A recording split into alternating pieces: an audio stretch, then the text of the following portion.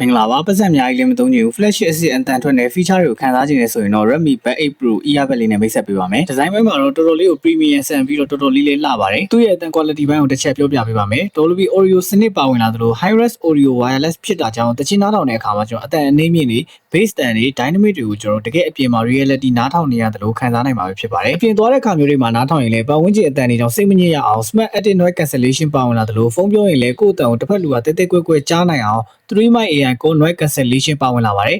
ဒါကြောင့်မို့လို့ကျွန်တော်တို့ဒီတချင်းနားထောင်တဲ့အခါမှာရောဖုန်းပြောတဲ့အခါမှာရောအတန်ကိုကြည်လင်ပြတ်သားစွာကြားနိုင်မှာဖြစ်ပါတယ် Bluetooth version အနေနဲ့ကတော့ 5.4 ဖြစ်တာကြောင့်ချိတ်ဆက်ရတာလည်းလွယ်ကူလင်မြန်ပါတယ်ဘက်ထရီပိုင်းမှာတော့တစ်ခါအားပြေသွင်းထားမယ်ဆိုလို့ရှိရင်တနေ့ကုန်နီးပါးအသုံးပြုနိုင်မှာဖြစ်ပါတယ်အတန်ထွက်လည်းမရမယ် feature လည်းစုံရမယ်ဈေးနှုန်းလည်းတန်ရမယ်ဆိုရင်တော့မိတ်ဆွေတို့အနေနဲ့ဒီ Redmi ရဲ့ Buds 8 Pro လေးကတော်တော်လေးကိုတင့်တော်တဲ့ earbud လေးဖြစ်ပါတယ်ဝယ်ယူအားပေးခြင်းနဲ့ဆိုရင်တော့ခုနှစ်ခွန်သုံးမနောဟရီလမ်းမပေါ်ကမိတ်ဆွေတို့ရဲ့စုကွန်နံမှာစိတ်တိုင်းကြလာရောက်ကြည့်ရှုဝယ်ယူအားပေးနိုင်ပါတယ်အားလုံးပဲကျေးဇူးတင်ပါတယ်ခင်ဗျာ